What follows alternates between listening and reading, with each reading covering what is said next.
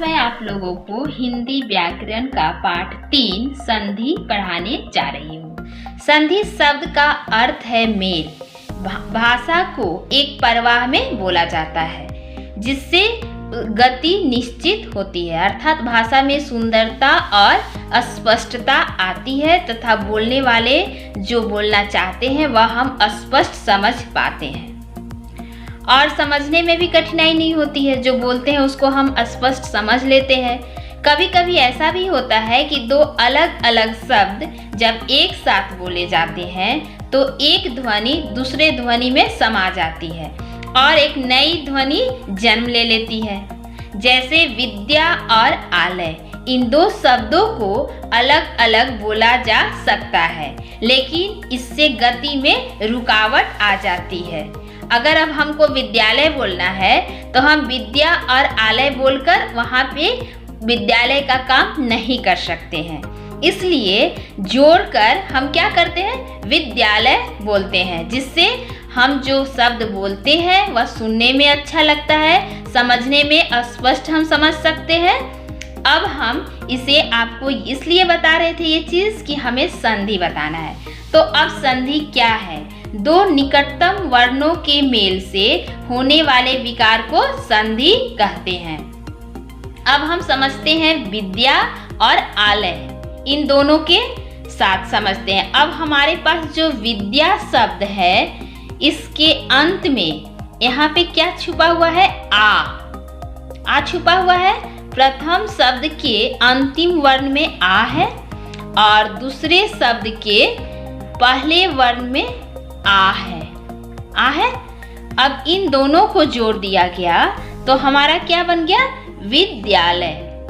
अब ये आ और आ दोनों जोड़ के आ में ही परिवर्तन हो गए और हम विद्या और आलय अलग अलग नहीं बोलकर भाषा की स्पष्टता और सुंदरता को बनाए रखने के लिए विद्यालय बोल दिए। अब हमारा हो गया दो निकटतम वर्णों के मेल से होने वाले विकार को संधि कहते हैं।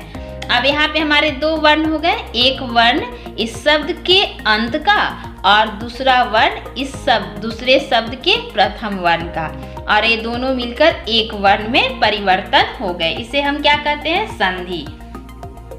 अब आगे हम संधि विच्छेद के बारे में जानते हैं। जब संधि युक्त शब्दों को अलग अलग किया जाता है अर्थात उसे अलग अलग करके लिखना ही संधि विच्छेद कहलाता है।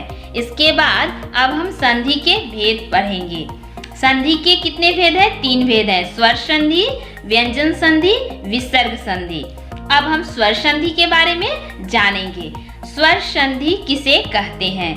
स्वर संधि का अर्थ है दो स्वरों का मेल होना, अर्थात जब भी स्वर संधि बनेगा तो उसमें दो स्वर ही मिलेंगे और जब पहले शब्द के अंत में आया हुआ स्वर, जो स्वर वर्ण है, दूसरे शब्द के पहले स्वर से मिलकर एक हो जाता है, अर्थात दो शब्द होंगे, पहले शब्द का अंतिम वर्ण और दूसरे शब्द का पहला वर्ण, और दोनों मिलकर क्या हो जाएगा? एक हो जाएंगे और एक होकर क्या बनेंगे? नए स्वर बनाएंगे। और नए स्वर बनने के लिए क्या होगा? उसमें विकार होगा, उनमें विकार होगा अर्थात परिवर्तन होगा, तब उसे क्या कहते हैं? स्वर संधि कहते हैं। अब इसकी हम परिभाषा जानते हैं। दो स्वरों के मेल से होने वाले विकार को स्वर संधि कहते हैं। स्वर संधि के भेद को जानते हैं। स्वर संधि के 5 भेद हैं, दीर्घ संधि, गुण संधि, वृद्धि संधि, यन संधि, आयाधि संधि। अब हम दीर्घ संधि के बारे में जानेंगे कि हम कैसे इसके शब्दों का संधि विच्छेद करेंगे। किसी स्वर के हर्ष या दीर्घ रूप के बाद यदि उसी स्वर का हर्ष या दीर्घ रूप आए तो दोनों मिलकर दीर्घ हो जाते हैं, अर्थात हर्ष और दीर्घ जो स्वर के दो प्रकार है ना, तो उसमें अगर छोटा और बड़ा, जैसे हर्ष स्वर को हम लघु भी कहते हैं और दीर्घ तो दीर्घ है ही, तो जब दोनों आएगा तो हमें किसका प्रयोग करना है दीर्घ का, तो इसलिए इसका नाम ही है दीर्घ संधि। यहाँ पे आपका छोटा और बड़ा यानी लघु और दीर्घ दोनों का मेल होगा, लेकिन हमें किसको लाना है? दीर्घ को लाना है, यानी बड़ा को लाना है। अब हम इसे उदाहरण के द्वारा जानते हैं। दीर्घ संधि के नियमों को जानते हैं। सबसे पहला नियम हम जानते हैं। अब पहले नियम में हमको देखना है अ जोड़ अ बराबर आ। अब अ और अ दोनों मिलकर आ हो गया।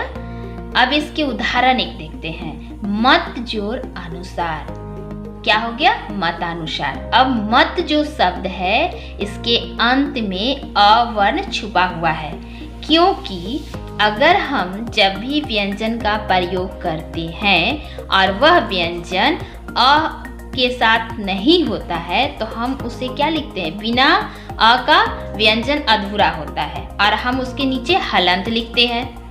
तो मत में आपका अ छुपा हुआ है, यानी पहले शब्द के प्रथम शब्द के अंतिम वर्ण में अ है और दूसरे शब्द के प्रथम वर्ण में भी अ है।